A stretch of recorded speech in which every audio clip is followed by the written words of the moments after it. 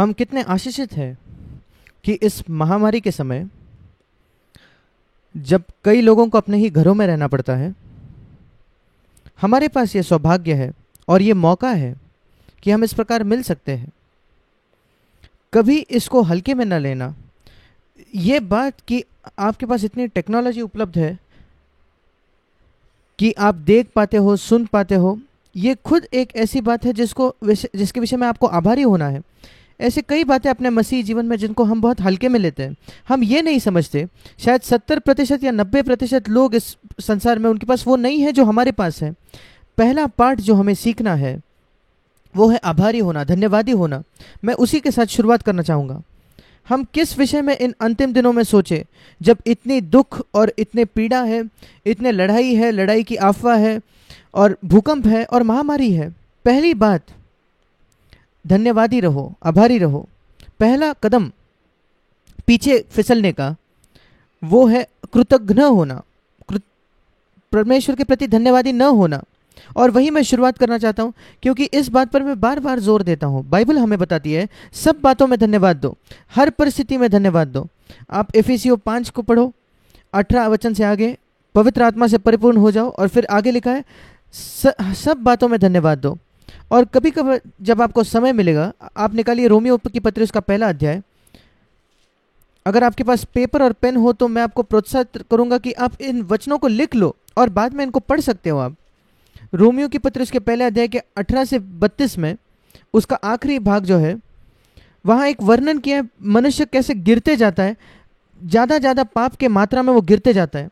और 3 बार वहाँ कहा है परमेश्वर ने उनको दे दिया, 24 वचन, 26 वचन और 28 वचन। परमेश्वर ने उनको छोड़ दिया, परमेश्वर ने उनको छोड़ दिया, परमेश्वर ने उनको छोड़ दिया, और परमेश्वर ने उनको छोड़ दिया और वो पाप में नीचे नीचे फिसलते गए। और उनका नीचे फिसलना कहाँ से शुरुआत हुआ? सबसे पहला कदम नीचे मैं आपको बताना चाहता हूं। रोमियो 1:21, वो परमेश्वर को जानने पर भी उन्होंने परमेश्वर को योग्य बढ़ाई और धन्यवाद न दिया।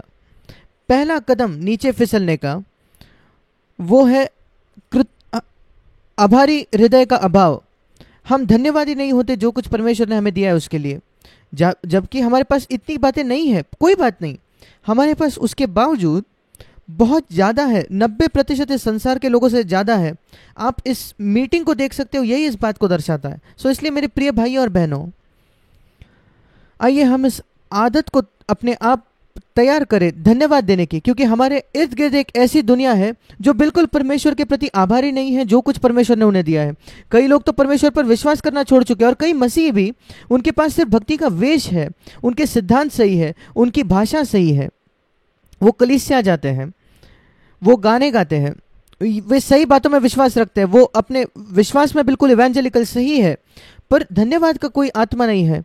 जब धन्यवाद की आत्मा का कमी होती है, आपके घर के वातावरण भी वो बहुत गंभीर हो जाता है, दबाव भरा हो जाता है। जब सोच कर देखिए, आपके पास पति पत्नी है जो हमेशा एक दूसरे के लिए धन्यवादी है।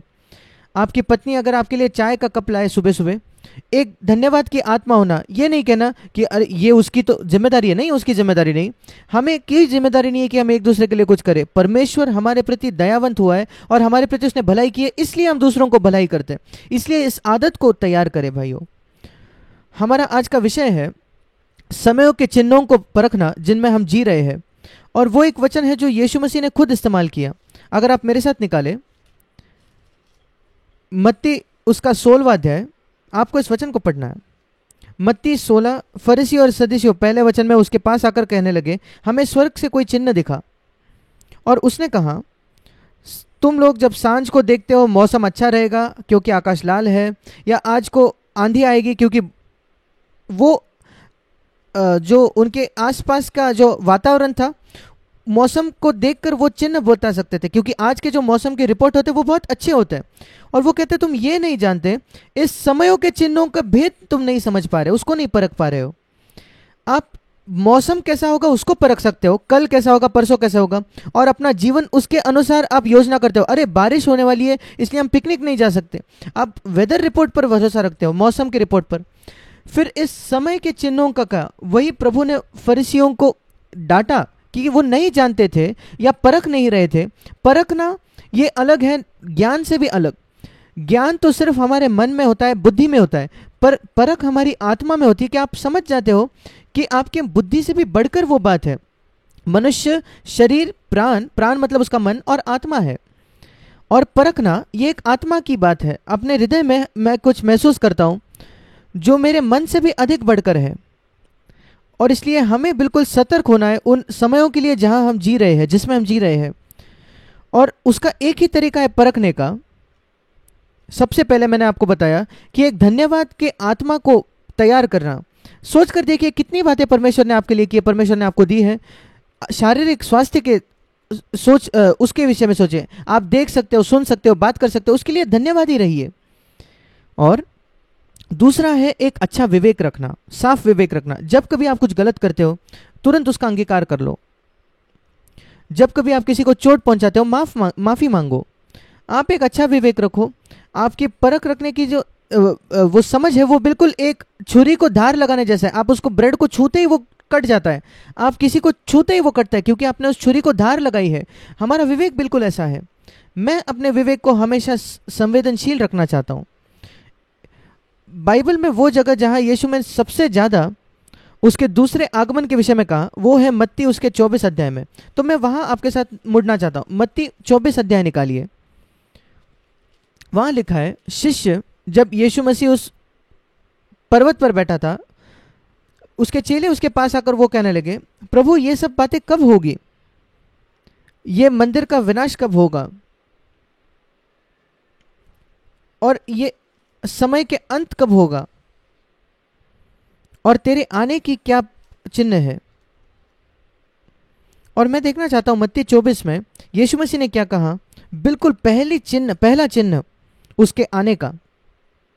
कई लोग संसार में चिन्ह ढूंढ रहे हैं, लड़ाई, अकाल, भूकंप। हाँ, उसने वो भी कहा 6 वचन में, लड़ाइयाँ होंगी, अफवाह होंगी, लड़ाई की चर्चे, और भूकंप और अकाल 7वें वचन। पर पहली बात क्या कही यीशु मसीह ने?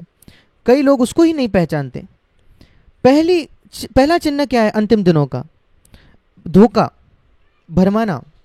मत्ती 24 यीशु मसीह ने उनको उत्तर दिया अपने शिष्यों को 4 वचन में। उन्होंने पूछा तीन बातें प्रश्न पूछे। ये मंदिर का विनाश कब होगा, वो पहला प्रश्न था, क्योंकि यीशु ने उसके पहले कहा था कि इस मंदिर को नाश किया जाएगा। दूसरी बात, तेरे आने का क्या चिन्ह होगा, 3 वचन। और तीसरी बात पूछा, जगत के अंत का क्या चिन्ह होगा। और उसने तीनों का जवाब दिया एक एक सीक्वेंस में, क्रम से। और पहली बात जो वो कहता है कि कोई तुम्हें भरमाने ना पाए। और भरमाना या धोखा खाना, बहुत ज़्यादा फैलने वाला धोखा, वो एक ज़्यादा गुण होगा अंतिम दिनों का। और विशेषकर मसीही लोगों में, मसीही जगत में आज इतना धोखा है। मसीही जगत में आज एक बहुत बड़ा संख्या की धोखा है। अगर आप मत्ती 24 को पूरी तरीके से पढ़ो, आप पाओगे यीशु मसीह ने भूकंप और अकाल और लड़ाई के विषय में इतना कुछ नहीं कहा, पर वो बार बार धोखे के विषय में बताते रहा। उदाहरण के तौर पर वो 11वें वचन में कहता है, हमने 4 वचन में पहले ही देखा उसने क्या कहा है, 6 और 7 वचन में। आगे 11वें वचन में हम पढ़ते हैं, वो कहता है बहुत से झूठे भविष्यद्वक्ता उठ खड़े होंगे और बहुतों को भरमाएंगे। फिर एक बार वो भरमाने के विषय में, धोखा देने के विषय में बात कर रहा है। और वो आगे बढ़कर कहता है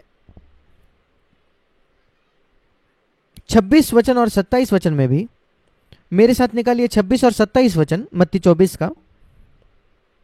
इसलिए यदि वे तुमसे कहे देखो वो जंगल में है, देखो वो अंदरूनी कमरे में है, उन पर विश्वास न करना, क्योंकि मेरा आना एक बिजली के जैसे होगा जो पूर्व से निकलकर पश्चिम तक चमकती है। कई लोग हैं जो यीशु मसीह गुप्त रीति से आकर रैप्चर हो जाएगा, हम ऊपर उठा लिए जाएंगे, मसीह आएगा और कोई उसको नहीं जानेगा, और सिर्फ विश्वासी लोग जानेंगे। क्या आप जानते हो यीशु ने क्या कहा?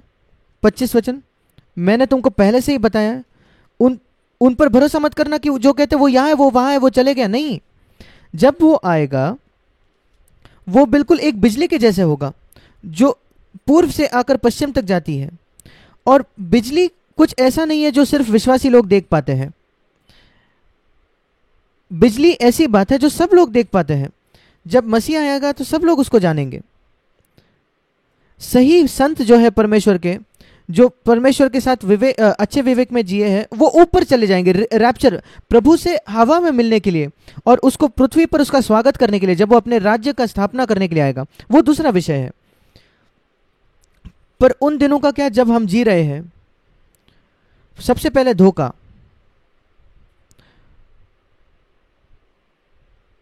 और इसलिए धोखे के जो प्रकार है उससे भी अधिक मैं कुछ बांटना चाहता हूं, और मैं बाद में वो भी बताऊंगा कैसे हम धोखे से बच सकते हैं।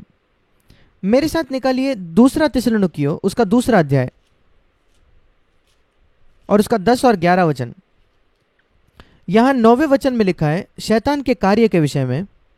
अब कई लोग सोचते हैं कि शैतान वो जादू टोना और दुष्ट आत्माएं और सारी दुष्टता और बुरी गलत चिन्ह, बहुत कुछ चीजें लिखी है 9वें वचन में। पर वो आगे जाकर ये भी कहता है ये जो धोखा है ये सारी बुराई से आएगा जो नाश हो रहे हैं उनके लिए। 10वां वचन, क्यों लोग नाश हो जाते हैं, यहां कारण दिया है। उसका कारण सिर्फ ये नहीं कि वो पाप में गिरे, हमें से तो हर एक पाप में गिरा है, पर हमने मन फिराकर प्रभु के पास आए। वो उनका नाश होने का कारण है क्योंकि उन्होंने सत्य से प्रेम नहीं किया। 10वां वचन, ताकि उनका उद्धार होता, पाप से उद्धार होता। जब कभी नए नियम में उद्धार के विषय में लिखा है, कभी भी नर्क से उद्धार के विषय में नहीं लिखा है, हमेशा पाप से उद्धार के विषय में लिखा है, पाप से छुटकारा। सबसे पहला वायदा नई नियम में तुम उसका नाम यीशु बुलाओगे, क्योंकि वो अपने लोगों को नर्क से नहीं बल्कि अपने लोगों का उनके पापों से उद्धार करेगा। और क्योंकि वो अपने पापों से वो उद्धार पाते हैं, वो नर्क से भी उद्धार पाते हैं। पर वो विशेषकर हमें नर्क से उद्धार करने के लिए नहीं आया, वो पाप से उद्धार करने के लिए आया।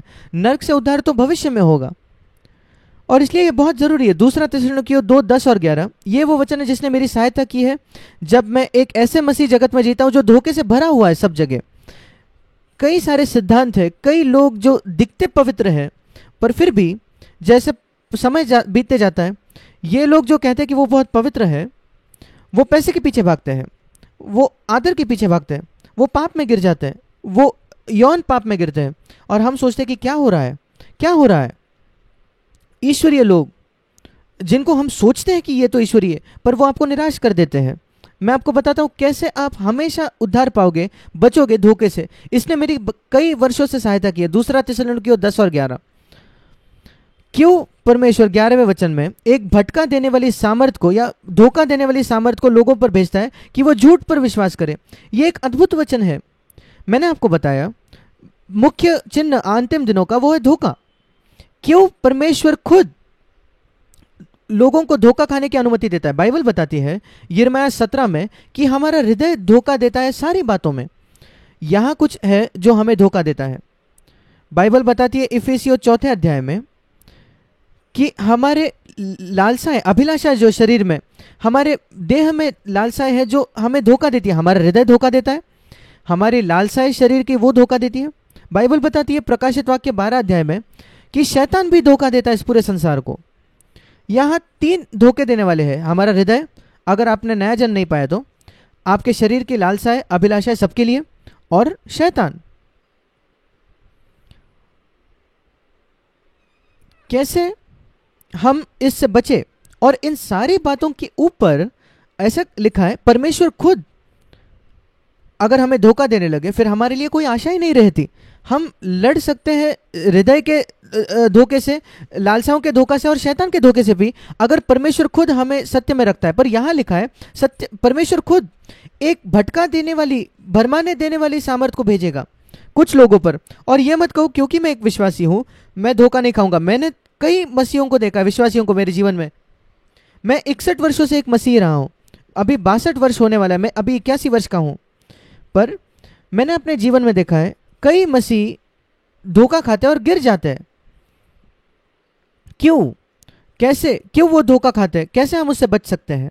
यहां वो लिखा है इस कारण से, दूसरा थिस्सलुनीकियों 2:11, ये कारण है परमेश्वर ने उनमें एक भटका देने वाली सामर्थ को भेजा है।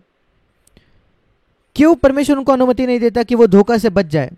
हम में से कुछ लोग बैठकर कहेंगे हम बाइबल पर विश्वास रखते हैं, हम बाइबल पर विश्वास रखते हैं, हम नहीं धोखा खाएंगे। मेरे प्रिय भाई, मेरे प्रिय बहन, जितना अधिक आप घमंडी हो उतना अधिक संभव है कि आप धोखा खाओगे।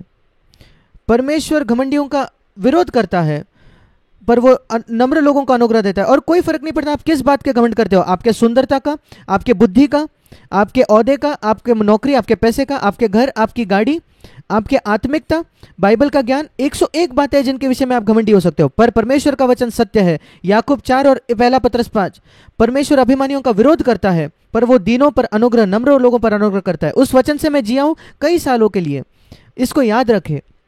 मैंने इस प्रकार उसका चित्रण किया है। अगर मैं नम्र हूं परमेश्वर के सामने, लोगों के सामने नहीं, हम सब लोगों के सामने एक्टिंग करते हैं नम्र होने की, पर अगर परमेश्वर देखते कि मैं अपने बारे में कम विचार रखता हूं, अनुग्रह मतलब वो मेरे पीछे आकर मुझे आगे ढकेलेगा, कोई मुझे नहीं रोक सकता। मेरी आत्मिक उन्नति और बढ़ोतरी, विकास वो अद्भुत होगी, क्योंकि शैतान मुझे नहीं रोक सकता, संसार मुझे नहीं रोक सकता, मेरी अभिलाषाएं मुझे नहीं रोक सकती। परमेश्वर मुझे अनुग्रह दे रहा है, मुझे पीछे से वो आगे ढकेल रहा है। पर जैसे ही मैं घमंडी हो जाता हूं किसी भी बात का, मेरे आत्मिकता का, मेरे बाइबल के ज्ञान का, मेरे जो मैंने हासिल किया है, जो मैंने प्रभु के लिए किया है, या कोई भी प्रकार की मूर्ख बात ऐसी, परमेश्वर मेरे आगे आ जाएगा और मुझे पीछे ढकेलेगा। वो मतलब है परमेश्वर अभिमानियों का विरोध करता है। मैं आपको प्रश्न पूछना चाहता हूं मेरे भाइयों बहनों, क्या आप चाहते हो परमेश्वर आपके पीछे आकर आपको आगे ढकेले या आपके सामने आकर आपका विरोध करे? परमेश्वर खुद लोगों को भटका देगा, धोखा देगा। क्यों? कारण जरूरी है। यहां लिखा है 2 थिस्सलुनीकियों 2:10, 2 बातें लिखी है यहां। वो सत्य से प्रेम नहीं करते, और दूसरी बात, वो उद्धार नहीं चाहते, पापों से छुटकारा नहीं चाहते। अगर आपके पास ये 2 गुण है, 25 गुण नहीं दे रहा बाइबल, हमें 25 गुण की कोई सूची नहीं देती या कारण नहीं देते, सिर्फ 2।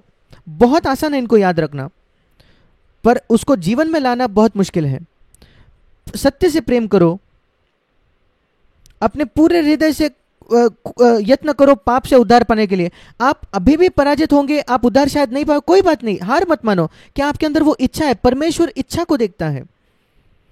अगर इच्छा है, पाप पर जयवंत होना ये क्रम से बढ़ते जाने वाली बात है। धीरे धीरे धीरे धीरे धीरे धीरे करके, थोड़ा थोड़ा करके, जैसे शिष्य, जैसे इस्राएली लोग थे, जब वो कनान देश पे जीतने लगे, वो सारे राक्षसों को एक दिन में उन्होंने नहीं मारा। और आप भी सारे आपके पापों पर एक दिन में जयवंत नहीं होगे, नहीं। वो जाकर यरीहो को उन्होंने पकड़ लिया, उस पर कब्जा किया, और फिर उस पूरे वहां कब्जा किया और सारे राक्षसों को वहां मार दिया। और कनान देश में जहां उन्होंने राक्षसों को मारा, उस पर कब्जा कर लिया। और फिर वो दूसरे देश में, दूसरे शहर में गए, एक जगह वो हार गए, क्योंकि वे प्रभु के साथ आज्ञाकारिता में नहीं चल रहे थे। आई में वो हार गए, और वे उन्होंने मन फिराया, वे उस पर जीत गए और उन राक्षसों को मार गिराया। धीरे धीरे करके, थोड़ा थोड़ा करके वो ज्यादा ज्यादा कब्जा करने लगे। और यहोशू अपने जीवन के अंत में कहता है, परमेश्वर कहता है कि आज भी कई राक्षस बाकी है, काफी कब्जा तुम्हें पाना है। और पाप पर जयवंत होना कनान के देश पर कब्जा पाने जैसा है। वो बिल्कुल स्पष्ट रीति से इब्रानियों 3 और 4 में लिखा है, परमेश्वर के विश्राम में प्रवेश करना। और धीरे धीरे करके ये होता है। पर आपके अंदर इच्छा है, अगर इच्छा है तो प्रभु पुराने नियम में ऐसा लिखा है, इसराइल का जो वो डैन से लेकर बेरशेबा तक, ऊपर से लेकर नीचे तक, उत्तर पूर्व से लेकर पश्चिम, और अगर आपके अंदर इच्छा है आपके सिर से लेकर पांव तक पाप पर जयवंत होने के लिए, हर एक राक्षस को डैन से बेरशेबा तक मारने के लिए, अगर वो इच्छा आपके अंदर हो, तो धीरे धीरे करके आप जयवंत हो जाओगे, आपका जीवन उन्नति करेगा। अगर आपके अंदर इच्छा होगी पाप से उद्धार होने की। और दूसरा है सत्य से प्रेम करना, यह बहुत जरूरी है। जब आप बाइबल को पढ़ते हो, मैं आपको एक उदाहरण देना चाहता हूं सत्य से प्रेम करने का। जब आप बाइबल को पढ़ते हो और आप कुछ पाते हो कि बाइबल में ऐसा कुछ लिखा है, वो आप जो आपका चर्च ने आपको सिखाया उसके अलग है, इतने सालों से जो आपने सीखा है चर्च में उससे अलग है। आपने बचपन से किसी बात पर विश्वास किया क्योंकि आप एक विशेष कलीसिया में बड़े हुए, आपके माता पिता वहां लेके गए, कई सालों तक आपने विश्वास किया, कई प्रचारक वहां थे जिन्होंने बहुत आपको ये समझाकर बताया कि आपने उस पर विश्वास रख लिया। पर एक दिन आपने नए नियम में पढ़ा जो यीशु ने कहा, या प्रेरितों में या पत्रों में, अरे ये जो मैंने सीखा है मेरे कलीसिया में, जो सुना है वैसा नहीं है, अलग है मेरे बाइबल में। उस समय आप ये नहीं समझते कि परमेश्वर आपको परख रहा है, परीक्षा ले रहा है। क्या आप सत्य से प्रेम करोगे जो आपने बाइबल में देखा, या आपके माता पिता ने जो आपको सिखाया उस पर आप भरोसा रखोगे? कोई भी कलीसिया से आप क्यों ना हो, पर आप कहते हो अरे क्या होगा अगर मैं उनसे सहमत नहीं रहूं जो कलीसिया कहती है। मैं आपको बताता हूं, आप धोखा खाओगे। अगर आप अपने कलीसिया के अगुओं को प्रसन्न करना चाहते हो तो अगर आप अपने माता पिता को प्रसन्न करना चाहते हो, मैं आपको बिल्कुल गारंटी देता हूं कि आप धोखा खाओगे। परमेश्वर को, इकलौते प्रभु को प्रसन्न करने की कोशिश करो। प्रभु मुझे कोई फर्क नहीं पड़ता कौन मेरे खिलाफ हो जाए, अगर मैं सत्य को देखूं। मैं ये नहीं कह रहा हूं कि आप कुछ पढ़ते गलत समझकर आप बाइबल से आगे कुछ करते हो, नहीं। सलाह मांगो एक ईश्वरीय व्यक्ति से कि इस वचन का क्या अर्थ है, एक वचन को दूसरे वचन से तुलना करके देखो और आप सत्य को पालोगे। देखिए उदाहरण पर हमारे वेबसाइट पर cfcindia.com जो वेबसाइट है, हमारे पास एक नए नियम का पूरा स्टडी है, मत्ती 1 से लेकर आखिरी वचन तक प्रकाशित वाक्य, एक वर्स बाय वर्स। अगर आप वहां जाओगे और पहले पेज के बिल्कुल नीचे आपको मिलेगा cfcindia.com पे, आप पूरे नए नियम को पढ़ सकते हो और आपको एक स्पष्टीकरण मिलेगा हर वचन का, अगर आप चाहो तो। और देखो वो सत्य है या नहीं। मैं ये नहीं कह रहा कि मुझ पर विश्वास रखो, कहो कि पवित्र आत्मा से प्रभु ये सत्य है कि नहीं। आपको सत्य से प्रेम करना है। जब आप बाइबल को पढ़ते हो उसको सामना करो और कुछ भी चीज बदलने के लिए तैयार हो जाओ, किसी को भी अप्रसन्न करने के लिए तैयार हो जाओ, एक गुस्से की बात से नहीं पर नम्रता से। दूसरा क्षेत्र जहां हमें सत्य से प्रेम करना है, कोई परिस्थिति में परमेश्वर आपको बताता है आप गलत हो, वो सही नहीं था, जो तुमने किया वो गलत था, सही नहीं था। जिस प्रकार तुमने बात की अपने पत्नी से वो सही नहीं था, आपने ऐसे बात नहीं करनी चाहिए एक मसीह पति होने के नाते। जिस प्रकार आपने पति से बात की, ये बिल्कुल ये वो तरीका नहीं है कैसे एक मसीह पत्नी ने बात करनी चाहिए।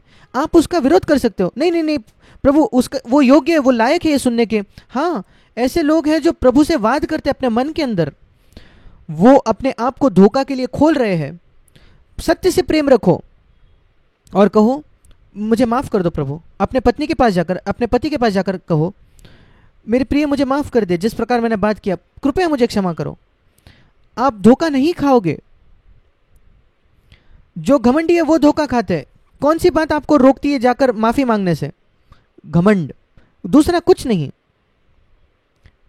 कैसे मैं अपने आप को नम्र करके दूसरे के आदर में कैसे मैं अपने आप को छोटा करूं, यह बेहतर है कि आपका जीवन साथी आपके विषय में कम सोचे, इससे बेहतर, और आप धोखा नहीं खाते। इससे बेहतर कि आपका जीवन साथी आपके बारे में बहुत सोचता है पर आप धोखा खाते हो, क्या फायदा। तो सत्य से प्रेम करो और पाप से उद्धार पाने की कोशिश रखो। जो सत्य से प्रेम नहीं करते और पाप से उद्धार नहीं चाहते, इस कारण से परमेश्वर उन पर एक भरमाने वाली आत्मा को भेजेगा, सामर्थ को। मैं इसको इस संबंध में कह रहा हूं जो हमने पढ़ा। धोखा खाने का पहला चिन्ह जो आपने देखा मत्ती 24 में, अंतिम दिनों का पहला चिन्ह, कई झूठे भविष्यद्वक्ता आएंगे। फिर एक बार धोखा, दूसरी बात झूठे भविष्यद्वक्ता। अब हम सब प्रचारकों को सुनते हैं, हम कैसे जान सकते हैं कौन झूठा भविष्यद्वक्ता है? सबसे पहले अगर वो परमेश्वर के वचन के अनुसार बात नहीं करता, तो एक व्यक्ति जो कभी बहुत कम बाइबल को खोलकर बताता है, मैं उसको ज्यादा सुनूंगा नहीं। अगर एक व्यक्ति सिर्फ एक वचन शुरुआत में बोलता है, उसके संदेश के शुरुआत में, और फिर बाद में आधा घंटा एक घंटा अपने विचार ही बोलते रहता है, मैं कहूँगा भाई आपको ये सब कहाँ से मिल रहा है, बाइबल से कहाँ मिल रहा है? मैं हमेशा चाहता हूँ कि मेरा जो कुछ प्रचार है वो बाइबल से बाहर आए।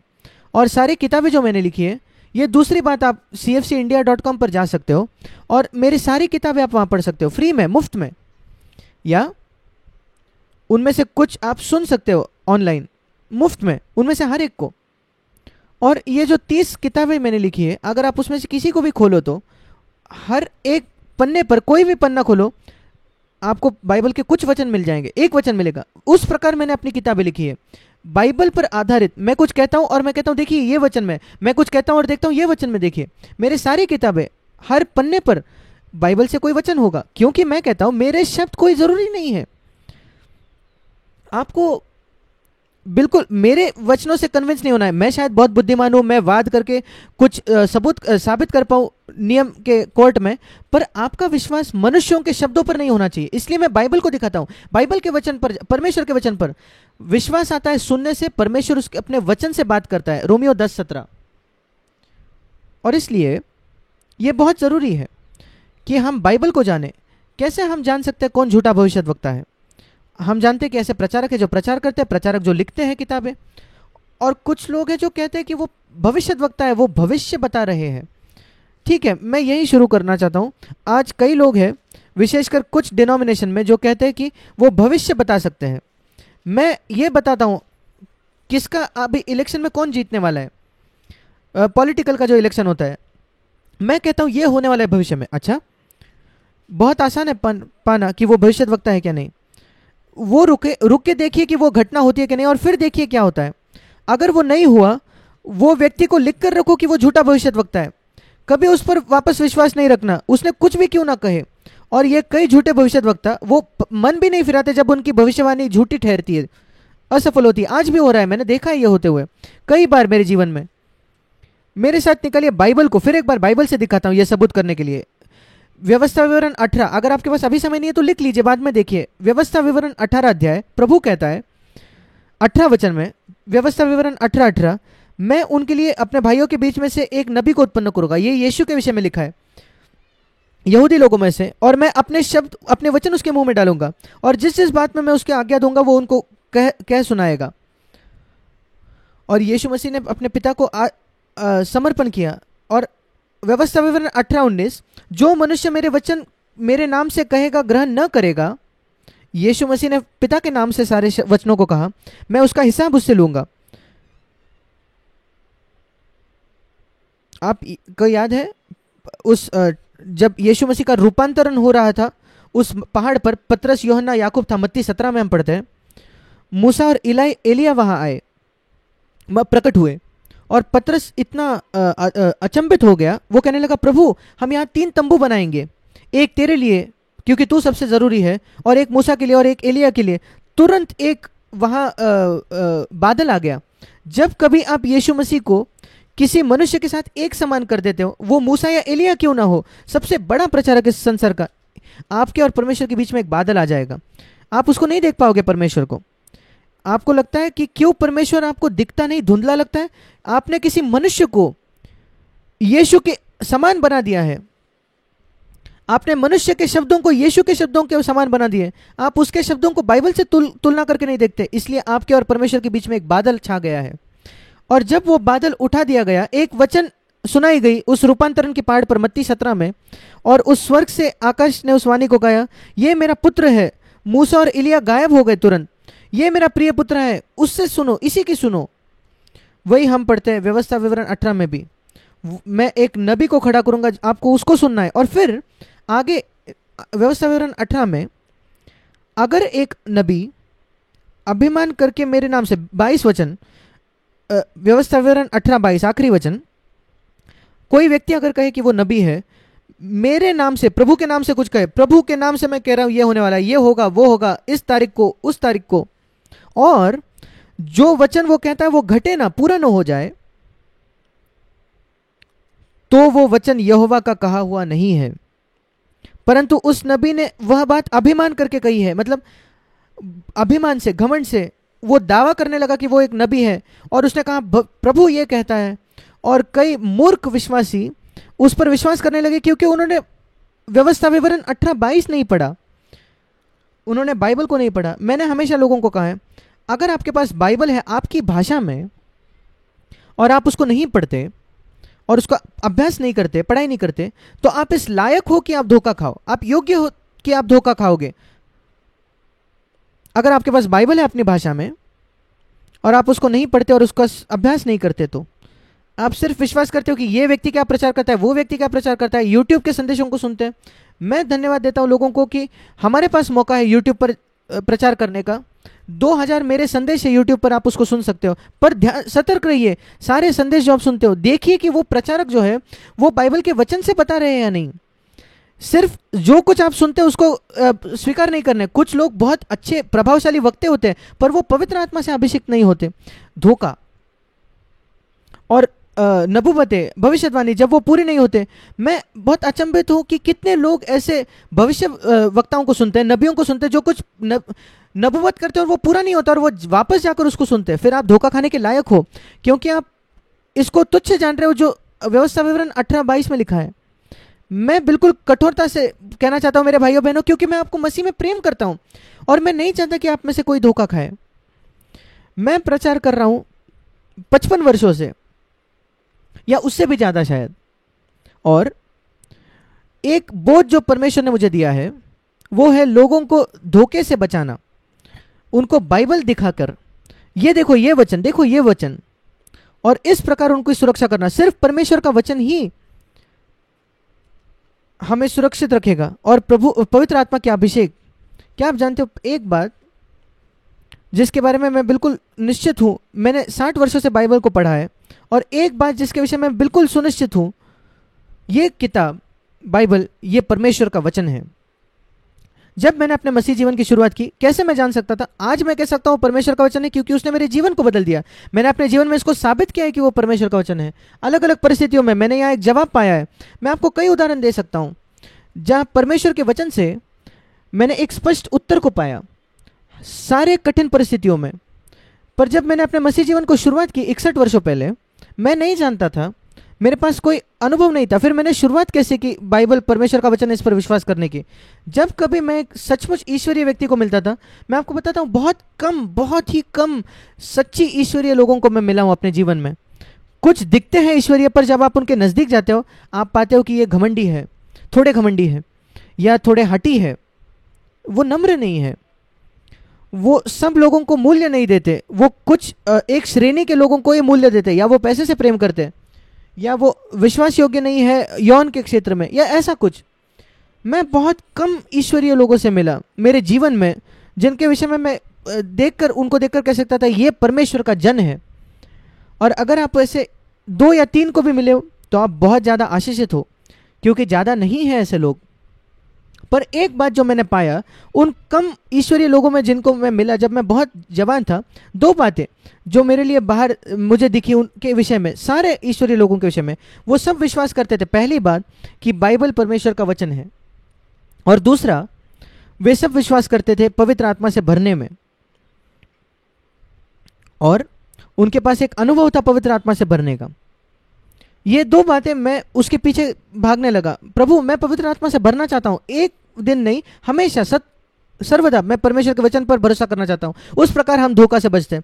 और मैं कुछ और कहना चाहता हूँ, भविष्यवाणी की दान छोड़कर दूसरा कुछ लोग कहते हैं हमें चंगाई का दान है, कुछ लोग दावा करते हैं। मैं आपको परिचय इस प्रकार से देना चाहता हूँ, मेरे पूरे जीवन में एक विश्वासी 61 वर्षों से मैं हूँ, और मैं कई देशों का गया हूँ, मैंने कई किताबें पढ़ी हैं, हर प्रकार के डिनोमिनेशन, पेंटिकॉस्टल हो या दूसरे डिनोमिनेशन हो, मैं कई हीलिंग की सभाओं में गया हूँ, चंगाई की सभाओं में। मैं आपको यह बताना चाहता हूँ, मैं इसके विषय में सुनिश्चित हूँ, आपको मुझे इससे सहमत होने की ज़रूरत नहीं। मैं चंगाई की दान में विश्वास करता हूँ, वो एक दान है जो पहले कुरिन्थियों 12 में लिखा है। भविष्यवाणी का दान, सिखाने का दान, चंगाई का दान, चमत्कारों का दान, सारी पहला कुरिन्थियों 12 में, मैं उनमें से हर एक में विश्वास करता हूँ। अन्य भाषा का दान, अन्य भाषा का समझाने का दान। मेरे पास चंगाई का दान नहीं है। जो दान परमेश्वर ने मुझे दिया है वो है सिखाने का, शिक्षक होने का। इवेंजलिज्म भी नहीं, सुसमाचार भी नहीं। मैंने कोशिश की सुसमाचार देने की, मेरे जवान दिनों में मैं ट्रैक्स देता था हर बस में, हर ट्रेन में, और मैं सड़कों पर खड़ा होता था कई साल तक, और मैं प्रचार करता था, पर किसी का नया जन्म नहीं हुआ। मैंने देखा कि मैं सुसमाचार प्रचारक नहीं हूँ, मुझे वो स्वीकार करने दो। मैं चाहता था होने को, मैं बहुत उत्सुक था कि जिन्होंने सुसमाचार नहीं सुना उनके पास जाना है, और मैंने नेवी में अपना जॉब छोड़ने को तय किया। मैंने कहा प्रभु तू मुझे कहीं भी भेज, मैं जाऊंगा, पर मैं जाकर प्रचार नहीं कर सकता दूसरे लोगों को अगर तू मुझे दान न दे सुसमाचार का। मैं घमंडी नहीं होना चाहता कि मैं जाकर सुसमाचार प्रचारूंगा, नहीं, मैं हर एक व्यक्ति को गवाही दे सकता हूं, पर एक मिशनरी होने के लिए आपको एक सुसमाचार का दान होना चाहिए, और मेरे पास वो नहीं था। और मैंने पाया परमेश्वर ने मुझे सिखाने का दान दिया था। जब मैं प्रचार करता था बहुत कम लोग नया जन्म पाते थे, पर जब मैं मीटिंग में जाकर सिखाने लगता था कई लोग समझने लगे बाइबल को, और मैंने पाया कि मेरा दान है। और शुरुआत में मैं उसको बहुत कम इससे मैंने स्वीकार किया सुसमाचार के बजाय, पर आज मैं देख सकता हूँ परमेश्वर चाहता था वो दान कलीसिया में हो, और इस वजह से उसने मुझे जो देखा कलीसिया की क्या ज़रूरत है, इसलिए वो दान मुझे दिया। और कैसे आप जान सकते हो एक व्यक्ति एक अच्छा डॉक्टर है या नहीं? हम उदाहरण लेकर देखते हैं। आप एक डॉक्टर के पास एक बीमारी लेकर जाता हूं, और वो आपको बताता है कि इस बीमारी का कारण ये है, और आपको बताता है आपको क्या करना चाहिए, एक दवाई लेनी चाहिए, या आपको क्या काम करना चाहिए ठीक होने के लिए, और आप उसको करते हो और आप चंगे हो जाते हो। ये एक अच्छे डॉक्टर की निशानी है। अगर आप दूसरे किसी के पास जाओ जो डॉक्टर नहीं है, और वो कुछ बातें बताता है और कुछ नहीं होता, आप कितने बार उस डॉक्टर के पास जाओगे? या एक बार गलती से कुछ काम कर जाता है, नहीं, एक अच्छा डॉक्टर वो आपको बिल्कुल सही से तरीके से बताएगा। वो अगर नहीं जानता वो कहेगा नहीं मैं नहीं जानता, और उनके फल से आप जानोगे। यीशु मसीह ने भी कहा, मैं कहता हूँ कैसे मैं जान सकता हूँ कि मैं एक इवेंजलिस्ट नहीं था, सुसमाचार वाला नहीं था। मैंने प्रचार किया सुसमाचार का, पर किसी का भी नया जन्म नहीं होता था, बहुत कम लोगों का। पर जब मैं सिखाने लगा, मैं देखने लगा, लोग मेरे पास आकर कहते थे, भाई जैक मैं कभी उस वचन को नहीं समझता था जब तक आपने मुझे नहीं बताया। मेरे लिए स्पष्ट हो गया, मैंने इतने बार इसको पढ़ा था। और फिर मैंने पाया धीरे धीरे, एक या दो नहीं, सब लोग उस रूम में थे, कमरे में, वो आशीषित हो जाते थे मेरे सिखाने से। मैंने पाया कि मेरा दान है, मेरे पास चंगाई का दान नहीं था। मैंने बहुत बीमारों के लिए प्रार्थना की, क्योंकि बाइबल बताती है याकूब 5 में कि बीमारों पर हाथ रखो, प्राचीनों को, अगुओं को प्रार्थना करनी है बीमारों के लिए। और मैं प्रार्थना करता था। मैं कोई बड़ी बातों के लिए प्रार्थना नहीं करता, गंभीर बीमारियों के लिए, पर अगर कोई एक खांसी या जुकाम या बुखार के लिए आता है, मैं उनके लिए प्रार्थना करता हूँ। और बहुत छोटी मात्रा में मैंने देखा है, कभी कभार कोई व्यक्ति चंगा होता है प्रार्थना के उत्तर में, 100 लोगों में एक व्यक्ति। हाँ, मैं चंगाई में विश्वास रखता हूँ। मैं हमेशा बीमारों के लिए प्रार्थना करता था। जब कभी मेरे बच्चे बीमार थे घर में, जब वो थे छोटे थे, मैं उनके ऊपर हाथ रखता था। और मैं सारे माता पिता को प्रोत्साहन करता हूँ ये करने के लिए, उन पर हाथ रखकर यीशु मसीह के नाम से, उनको छोटी जुकाम या फीवर भी हो, प्रार्थना करो यीशु के नाम से और वो चंगे हो जाएंगे। पर मेरे पास चंगाई का दान नहीं है। और मैं जानता हूँ, क्योंकि हर व्यक्ति जिस पर मैं हाथ रखता हूँ वो चंगा नहीं होता। अगर 100 में से एक व्यक्ति चंगा होता है तो मेरे पास चंगाई का दान नहीं है। मैं आपको एक उदाहरण देना चाहता हूँ। अगर मैं 100 लोगों को प्रचार करता हूँ और उसमें से 99% कहते हैं कि भाई जैक मैं कुछ भी नहीं समझा आपने क्या कहा उसको, और एक व्यक्ति कहता है हाँ मैं समझ गया, मैं बिल्कुल सुनिश्चित हो सकता हूँ कि मेरे पास सिखाने का दान नहीं है, क्योंकि 99 लोग नहीं समझे मैंने क्या कहा। वो आप कैसे जान सकते हो किसी व्यक्ति के पास चंगाई का दान है या नहीं? जब वो प्रार्थना करता है किसी के लिए, वो चंगा ही पाते हैं। ये नहीं कि 100 में से एक चंगा होता है। मैं इन हीलिंग मीटिंग्स में गया हूं, चंगाई की सभा, जहां 10,000 में से एक चंगा होता है। ये क्या है? ये उस व्यक्ति के विश्वास की वजह से। ये नहीं कि वो व्यक्ति के पास चंगाई का ज्ञान था। और मैं चंगाई के दान में विश्वास करता हूं। मैं आपको मेरी गवाही देना चाहता हूं। मेरे जीवन काल में मैं कभी नहीं मिला हूं इकलौते व्यक्ति के साथ जिसके पास चंगाई का दान हो। और मैं कभी एक व्यक्ति के बारे में सुना भी नहीं है जिसके पास दान था। जब कभी उन्होंने किसी के लिए प्रार्थना की, वो चंगे हुए। वह यीशु मसीह के साथ ऐसा था। एक बार जब कोई व्यक्ति उससे कहने लगा, यीशु मसीह मैं पूरी तरीके से चंगा नहीं हुआ हूं, मुझे लगता है मनुष्य पेड़ों की तरह दिख रहे हैं, वो चल रहे हैं, आप उसको मरकुस में पढ़ते हो। यीशु ने कहा ठीक है, मैं तुम्हारे लिए फिर एक बार प्रार्थना करूंगा। क्या आप जानते हो कुछ झूठे चंगाई वालों ने क्या किया? वो प्रार्थना करके कहते, अगर वो चंगा नहीं होते, वो कहते नहीं नहीं नहीं, अंगीकार करो कि तुम चंगे हो गए हो, ये कहो कि हाँ मैं चंगा हो गया, फिर आप चंगाई पाओगे। ये धोखा है, वो झूठ कहना है। आप कैसे कह सकते हो आप चंगा हो गए हो जब आप चंगे हुए ही नहीं हो? जब वो व्यक्ति ने यीशु को कहा कि मैं स्पष्टता से नहीं देख पाता हूं, मुझे मनुष्य पेड़ की तरह दिखाई पड़ते हैं, यीशु मसीह ने ये नहीं कहा नहीं नहीं नहीं अंगीकार करो कि आप चंगे हो गए हो, नहीं। वो कहा ठीक है, ईमानदार होना, आप ईमानदार हो जाओ, मैं नहीं चाहता कि आप झूठ कहो, मैं नहीं चाहता कि आप कहो मैं चंगा हूं जब मैं चंगा नहीं हूं। मैं कितना खुश हूं ये सुनकर। और यही फर्क है यीशु मसीह में और आज के चंगा करने वाले में। मैं एक उदाहरण देना चाहता हूं, आप मरकुस 8 में इसको पढ़ते हो। धोखा, ये बहुत बड़ा धोखा हो रहा है मसीह जगत में। ये सबसे पहला चिन्ह है अंतिम दिनों का। और मैं चाहता हूं कि आप मेरे साथ निकालें एक दूसरा वचन चंगाई के संदर्भ में आगे जाने से पहले। क्या एक परमेश्वर का बच्चा बीमार पड़ सकता है? 2 कुरिन्थियों उसका 12वां अध्याय। यहां मैंने जवाब पाया मेरे प्रश्न का, मेरे अपने जीवन में।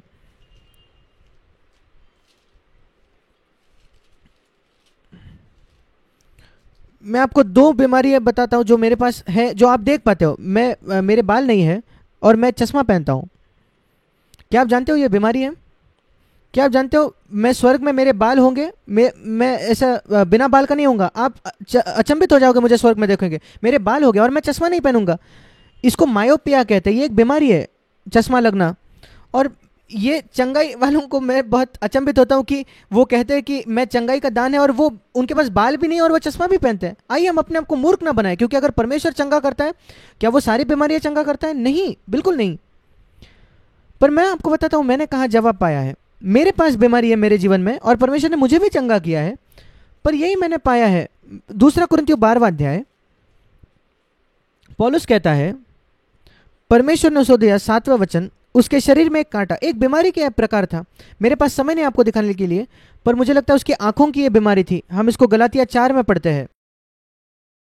कारण क्यों परमेश्वर ने उसको ये होने दिया? क्योंकि वो इतना अद्भुत तरीके से इस्तेमाल किया जा रहा था परमेश्वर के द्वारा, और वो प्रलोभित होता था बहुत घमंडी होने के लिए। खतरा यही था उसका कि वो घमंडी हो जाए, और इसलिए प्रभु ने उसको एक बीमारी दी ताकि वो नम्र रहे। और मैं आपको बताता हूं, कई महान परमेश्वर के सेवक, उनको एक शरीर में कांटे की जरूरत होती है उनको नम्र रखने के लिए। और यहां लिखा है, उसने 3 बार प्रार्थना की, यीशु मसीह के नाम से मुझे चंगा कर, यीशु मसीह के नाम से मुझे चंगा कर, चंगा कर। क्या आप जानते हो प्रभु ने क्या कहा? नहीं, अगर मैं चंगा करूंगा तो तुम घमंडी हो जाओगे पौलुस। दूसरा कुरिन्थियों 12:9, पर मैं उससे चंगाई से बेहतर कुछ देता हूं।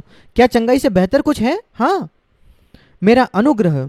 9वां वचन, मेरा अनुग्रह तुम्हारे लिए बहुत है, पर्याप्त है, क्योंकि तुम्हारे निर्बलता में मेरा अनुग्रह तुम्हें सामर्थ देगा जयवंत होने के लिए। लोग तुम्हें देखेंगे कि तुम बीमार हो पर जयवंत हो, और मुझे पूर्ण हृदय से मेरी सेवा कर रहे हो। और फिर पौलुस ने कहा, मैं फिर चंगाई के लिए प्रार्थना नहीं करूंगा, मैं अनुग्रह के लिए प्रार्थना करूंगा। यही यही मैं प्रार्थना करता हूं हर बार जब मैं बीमार हो जाता हूं। मैं कहता हूं, प्रभु क्या तू मुझे कुछ सिखाने की कोशिश कर रहा है? क्या कोई क्षेत्र है जहां मैं थोड़ा घमंडी हो गया था? प्रभु, हम सब खतरे में घमंड के, प्रभु तू मुझे दिखा। और कभी कभी प्रभु मुझे दिखाता है और मैं अपने आप को शुद्ध कर लेता हूं तुरंत। मैं परमेश्वर को धन्यवाद देता हूं। थोड़े वो जो फीवर आता है, बुखार आता है, या कभी कभी आप बिस्तर में होते हो, और अच्छी बात बिस्तर में लेटने की है, आप सिर्फ ऊपर ही देख सकते हो, और आप ऊपर देखकर कहते हो, प्रभु तू मुझे क्या सिखाना चाहता है? क्या कुछ है मेरे जीवन में जिसको मुझे सही करना है, सुधारना है? और जब मैं प्रार्थना करता हूं, जब मैं बीमार होता हूं, प्रभु या तो तू मुझे चंगा कर, या तू मुझे अनुग्रह दे कि मैं जयवंत बनूं। और अगर आपको लगता है कि अनुग्रह चंगाई से बेहतर है, तो मैं भी अनुग्रह चुनता हूं प्रभु। पर अगर चंगाई बेहतर है तो प्रभु तू मुझे चंगाई दे। मैं सोचता हूं कि ये धर्मी प्रार्थना है। दूसरा कुरिन्थियों 12 इस पर आधारित। प्रभु अगर ये कांटा मुझे रखना है अपने शरीर में पूरे जीवन भर, तो मैं इसको स्वीकार करता हूं, और तू मुझे अनुग्रह भी देगा, क्योंकि तू देखता है कि मेरे लिए अनुग्रह बेहतर है। पर अगर चंगाई मेरे विश्वास को चुनौती देने वाला है, तो मैं चंगा होना चाहता हूं। और इसलिए ये प्रार्थना कीजिए और कहिए, प्रभु तू या तो मुझे चंगाई दे या तो मुझे अनुग्रह दे। और बिल्कुल तैयार रहे दोनों को स्वीकार करने के लिए। प्रभु को यह मत भय कि उसने आपको क्या देना चाहिए, परमेश्वर बेहतर जानता है, आपसे भी बेहतर। और मैं ये कहना चाहता हूं एक और बात, जो चंगाई के संदर्भ में, क्योंकि बीमारी इतनी आम है विश्वासियों में, इसलिए मैं कहता हूं, और इतना धोखा है इन अंतिम दिनों में इस क्षेत्र में, इसलिए मैं स्पष्टीकरण दे रहा हूं। पहला कुरिन्थियों उसका 6वां अध्याय और उसका 13वां वचन, पहला कुरिन्थियों 6:13, यहां भोजन और सेक्स, यौन के विषय में लिखा है। 2 बड़ी लालसा है शरीर की, 2 बड़ी लालसाएं जो सारे मनुष्यों के अंदर है, वो है भोजन की लालसा और यौन संबंध की लालसा। भोजन पेट के लिए और पेट भोजन के लिए, पहला कुरिन्थियों 6:13, परंतु परमेश्वर इसी को और उसको दोनों को नष्ट करेगा। फिर वो यौन संबंध के विषय में कहता है, देह व्यभिचार के लिए नहीं, एक धर्मी यौन का उसको संतुष्टता है अपने पत्नी के साथ, बाकी सब गलत है। पर शरीर, ये बात मैं आपको दिखाना चाहता हूं, देह प्रभु के लिए है। क्या आप जानते हो शरीर आपको प्रभु ने क्यों शरीर दिया? ताकि आप उसको प्रभु के लिए इस्तेमाल कर पाओ। उसने आपको आंखें दी ताकि आप बाइबल पढ़ो, अच्छी बातें पढ़ो, और ऐसी बातें पढ़ो जो अच्छी है। जब आपको ज्ञान बढ़ाना पड़ता है ताकि आपको जॉब लगे, आपकी पढ़ाई, आपकी आंखें अच्छी बातों के लिए इस्तेमाल करे, शुद्ध बातों के लिए, स्त्रियों के पीछे लालसा करने के लिए नहीं। उसने आपको शरीर दिया अपनी जबान का इस्तेमाल किया झूठ करने के लिए नहीं, पर सत्य कहने के लिए, लोगों को प्रोत्साहित करने के लिए। शरीर प्रभु के लिए है। ये आपके हाथ है, कभी पाप के लिए नहीं, ये पर अच्छाई भलाई करने के लिए। शरीर प्रभु के लिए है। अगर आप कहो, प्रभु मेरे शरीर का हर हिस्सा तेरे लिए है, मेरी आंखें तेरे लिए है, मेरी जबान तेरे लिए है, मेरे हाथ तेरे लिए, मेरे पैर तेरे लिए, वही जाएंगे जहां तू चाहता है मैं जाऊं। मैं कभी कहीं नहीं जाना चाहता जहां तू मुझे नहीं ले जाना चाहता। तू नहीं चाहता मैं जाऊं। फिर दूसरा भाग है उसी वचन का अंतिम भाग, फिर प्रभु देह के लिए होगा, शरीर के लिए होगा। मैंने इसको एक वायदा लिया है अपने आप के लिए, वो वचन मैं कहता हूं प्रभु यीशु, मेरे ज्ञान से सबसे अच्छे तरीके से मैं कह रहा हूं, मेरी जानकारी के हिसाब से, मैं कुछ नहीं पढ़ना चाहता मेरे आंखों से या देखना नहीं चाहता जो तुझे अप्रसन्न करेगा। मैं मनुष्य के चेहरे के सामने नहीं जीना चाहता बल्कि तेरे चेहरे के सामने। मैं कभी कुछ कहना नहीं चाहता मेरी जबान से जो लोगों को चोट पहुंचाएगी। मैं सत्य कहना चाहता हूं, अगर सत्य से चोट पहुंचती है तो ठीक है, पर मैं मेरे भाषा से या ये भी एक भी कठोर असभ्य शब्द नहीं इस्तेमाल करना चाहता मेरे पत्नी को या किसी को भी। मैं बिल्कुल सतर्क होना चाहता हूं अपने जबान से, वो तेरे लिए, मेरा शरीर तेरे लिए प्रभु। मैं अपने हाथों से कुछ नहीं करना चाहता जो पापमय है, मैं ऐसे पत्र नहीं लिखना चाहता जो पापमय है, कुछ झूठे चीज पर मैं साइन नहीं देना चाहता, पैसा नहीं कमा करना चाहता झूठा स्टेटमेंट देकर।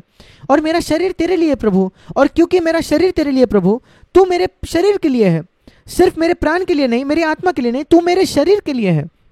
मेरा शरीर प्रभु के लिए और प्रभु मेरे शरीर के लिए। ये आपके इस पर भरोसा रखें। इस प्रकार चंगाई को खोजना चाहिए और मेडिसिन लेने से ना डरे। पहला तीमुथियुस 5वां अध्याय। तीमुथियुस एक बहुत ईश्वरीय व्यक्ति था और उसका भी शरीर में काटा था, क्या आप जानते हो? पहला तीमुथियुस उसका 5वां अध्याय और उसका 23 वचन।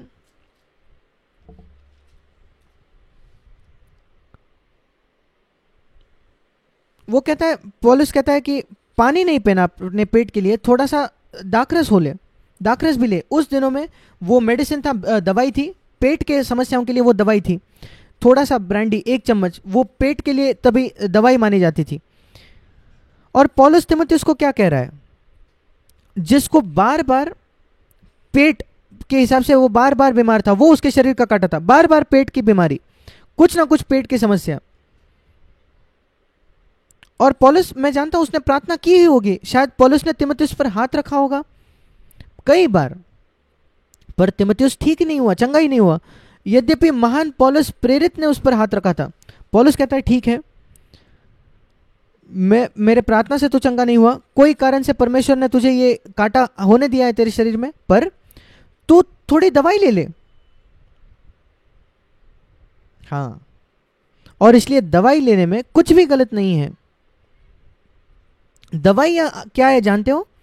कुछ या तो वो पौधे हैं या केमिकल्स हैं जो इस संसार में पाए जाते हैं। किसको बनाया? शैतान ने नहीं बनाया ये सब। शैतान कभी कुछ नहीं बनाएगा जिससे बीमारी चंगा हो जाए, बिल्कुल भी नहीं। वो तो सबको मरने देगा चंगा बीमारी से। परमेश्वर की दया है कि उसने इस पृथ्वी पर ऐसी बातों को रखा है, ऐसी चीजों को जो चंगाई लाती है। एक ऐसे संसार जो एक श्राप के नीचे है आदम के पाप की वजह से, और इसलिए बिल्कुल सही है अगर आप दवाइयाँ लेते हो तो। फिर वैक्सीनेशन का क्या, टीका लेने के विषय में क्या? अब इतनी कंट्रोवर्सी है और बहुत अलग अलग विचार है इसके विषय में, पर मैं व्यक्तिगत तौर पर विश्वासी करता हूं ये बिल्कुल ठीक होगा अगर हम टीका लगाए, वैक्सीनेशन ले लें। क्या आप जानते हो एक ऐसा समय था संसार में जब बहुत सारे लोग स्मॉल पॉक्स से मर रहे थे 20वीं शताब्दी की शुरुआत में, भारत में, यूरोप में, कई जगहों पे। पर अब वो स्मॉल पॉक्स गायब हो गया है, वो बीमारी ही नहीं रही, क्योंकि बच्चों को एक वैक्सीनेशन दिया जाता था, टीका दिया जाता था। मुझे याद है जब मुझे अपने हाथ पर मिला टीका जब मैं छोटा था, अब उसकी जरूरत नहीं क्योंकि वो बीमारी ही चली गई। और या टीबी, क्षय रोग जो है, उसके लिए भी ट्रीटमेंट है, और पोलियो के लिए टीका है, और इतनी सारी बातें। अगर आप एक दवाई लेते हो या कोई ट्रीटमेंट लेते हो, आप उससे सुरक्षित हो सकते हो, उसमें कुछ गलत नहीं है। अपने बच्चों को पीड़ा मत उठाने दें। आपके ये सारी बातें सुनकर जो लोग कहते हैं ये गलत है वो गलत है, नहीं नहीं, जो आप इंटरनेट पर पढ़ते हो सब बातों पर विश्वास मत करो। मैं ये नहीं कह रहा कि कोई धोखा नहीं है मेडिकल फील्ड में, मैं ये भी नहीं कह रहा कि आप सारी बातों पर भरोसा रखो जो डॉक्टर कहता है। मैं सिर्फ ये कह रहा हूं कि ये कहकर छोड़ूंगा, कुछ गलत नहीं है दवाई लेने में, पर अगर एक विशेष परिस्थिति में आपके आत्मा में स्वतंत्रता नहीं चाहते, आप प्रार्थना करते और स्वतंत्रता नहीं महसूस करते, कोई बात नहीं, पर हमेशा ये मत कहो कि डॉक्टर के आप खिलाफ है, दवाइयों के खिलाफ है और हम चंगाई के लिए प्रार्थना करेंगे। अगर आप बीमार हो तो अच्छे डॉक्टर में जाइए, अच्छे हॉस्पिटल में जाइए, उसमें कुछ गलत नहीं है। और एक महामारी के समय अगर लोगों को कोविड-19 मिलते हैं, ऐसे मैं विश्वासियों को जानता हूं जिनको कोविड हुआ है और जो उससे चंगे हो गए, उन्होंने सारी बातें मानी जो डॉक्टर ने बताई और वो चंगे हो गए। और आप भी चंगे हो सकते हो। मैं हाल ही में किसी ने सुना है कि कोई मसीह कोविड से मरा हो, और शायद कुछ हो सकता है। मैं चाहता हूं कि आप निकालें बाइबल का एक दूसरा भाग अंतिम दिनों के विषय में, समयों के चिन्हों को पहचानना, परखना। लूका रचित सुसमाचार, लूका 17, हम यहां पढ़ते हैं कि अंतिम दिनों का एक चिन्ह यह है कि वो बिल्कुल नूह के दिनों समान होगा। लूका 17 वो मनुष्य के पुत्र के आगमन के विषय में बात कर रहा है। वो बिजली के समान होगा, 24वां वचन, एक छोर से दूसरी छोर, वैसे मनुष्य के पुत्र का आगमन आने का दिन होगा। और फिर वो कहता है जैसे नूह के दिन में था, लूका 17:26, वैसा ही मनुष्य के पुत्र के दिनों में, ये मतलब अंतिम दिनों में होगा। 28 वचन, जैसे लूत के दिन में था, बिल्कुल वैसा ही होगा अंतिम दिनों में। एक बात क्या था जो गुण नूह के दिनों का और लूत के दिन का, दो बातें देखा जाए तो, यौन पाप और वायलेंस, मारपीट। आप उत्पत्ति उसके 6 अध्याय में पढ़ते हैं, हमें वहां मुड़ने की भी जरूरत नहीं। हिंसा, वायलेंस मतलब हिंसा। नूह के दिनों में लिखा है कि जो स्वर्गदूत थे वो स्त्रियों के लिए लालसा करने लगे पृथ्वी पर। अभी स्वर्गदूतों के पास तो शरीर नहीं होता, पर वे लालसा करने लगे और उनके अंदर ये बहुत यौन एक लालसा थी कि इच्छा रखने की, यद्यपि उनके पास शरीर नहीं था। यह अद्भुत बात है। वहां लिखा है परमेश्वर के पुत्र, ये स्वर्गदूतों के विषय में आयुब में भी लिखा है कि स्वर्गदूतों को परमेश्वर का पुत्र कहा गया है। परमेश्वर ने बनाई हुई सृष्टि, स्वर्गदूतों को परमेश्वर ने खुद बनाया है अपने हाथों से, और वो मनुष्यों के अंदर आ गए। जैसे दुष्ट आत्माएं आती है, जैसे दुष्ट आत्माएं मनुष्यों के अंदर आ जाती है, वैसे एक स्वर्गदूत गिरकर वो दुष्ट आत्मा बन जाता है और वो स्त्रियों के साथ यौन संबंध रखने लगे और अपनी लालसा को वो पूरा करने लगे। एक गलत, अस्वाभाविक यौन संबंध, स्वाभाविक बिल्कुल नहीं था। वो नूह के दिन का बिल्कुल एक गुण था। और जैसे आप अंत के दिनों में आओगे, एक चिन्ह इन दिनों का जिनमें हम जीते हैं वो है अस्वाभाविक यौन संबंध, मनुष्य मनुष्यों के साथ, स्त्रियों स्त्रियों के साथ। बिल्कुल वही बात लूत के दिन में भी हुई। लूत सदोम में था और बिल्कुल सदोमी, ये शब्द भी उसका अर्थ सदोम से आया है। मनुष्य पुरुष पुरुषों के साथ, पुरुषों के पीछे लालसा करने लगे। आप उसको उत्पत्ति 18 अध्याय में पढ़ते हैं और हम वहां पढ़ते हैं कि प्रभु ने आखिरकार, आपको उत्पत्ति 18 पढ़ के देखिए, उत्पत्ति 18 और 19, कैसे प्रभु ने लूत को वहां से छुटकारा किया। ये बुरे दिन थे यौन संबंध के क्षेत्र में, और अंतिम दिनों में बहुत ही अस्वाभाविक पाप होने वाला है, यौन पाप। ये चिन्ह के समयों को हमें परखना है और वो बहुत अधिक अधिक बढ़ते जा रहा है। और ऐसे मसीह कलीसिया है जो इसको स्वीकार कर रहे हैं आज। बिल्कुल स्वाभाविक तौर पर तलाक इतना आम हो गया है आज, यद्यपि यीशु ने इतने कठोरता से उसके खिलाफ बात की, तलाक के खिलाफ। और दूसरी बात जो बिल्कुल कॉमन थी, आम थी लूत और नूह के दिनों में, हम उत्पत्ति 6 में पढ़ते हैं और उत्पत्ति 18 और 19 में भी, वो था हिंसा, क्रूरता। वो लोगों को मार रहे थे नूह के दिन में। और लूत के दिनों में भी जब स्वर्गदूत आए लूत के घर में, लोग चाहते थे कि उनको बाहर निकाले और उनको उनको मार डाले। सेक्स और हिंसा, बिल्कुल अस्वाभाविक सेक्स का पाप, और आमतौर पर भी जो व्यभिचार होता है, विवाह के पहले यौन संबंध, ये सब बहुत आम हो जाएगा अंतिम दिनों में। पोर्नोग्राफी, अश्लील बातें, ये इसी बात से बढ़कर बाहर आता है। एक मसीही जो अपने आप को खोल देता है पोर्नोग्राफी देखने को अपने फोन पर या इंटरनेट पर, वो एक ऐसे गड्ढे में गिरने वाला है जिसमें से बहुत कठिन हो जाएगा उसको बाहर आना। परमेश्वर उसको बाहर खींच सकता है किसी भी गड्ढे से, सबसे गहरे गड्ढे से भी।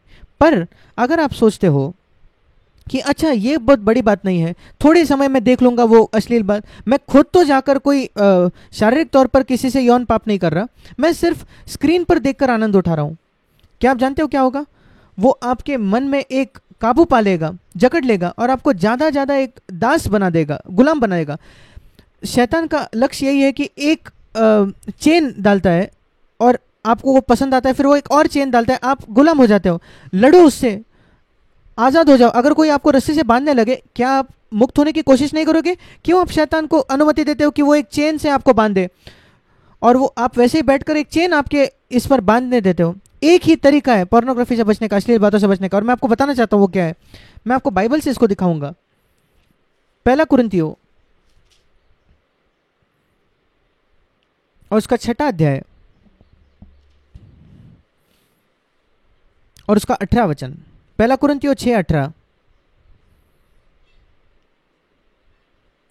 व्यभिचार से बचे रहो, हिंदी में बचे रहो लिखा है, इंग्लिश में लिखा है भाग जाओ। भाग जाने से भी बड़ा शब्द है वो, पूरे स्पीड से भाग जाओ व्यभिचार से। और मैं वहां पोर्नोग्राफी भी लिखूंगा, अश्लीलता से बचे रहो, क्योंकि वो मन में व्यभिचार है। जो भी है उससे भागना है आपको। अंतिम दिनों में बहुत भरकर हो जाएगा ये।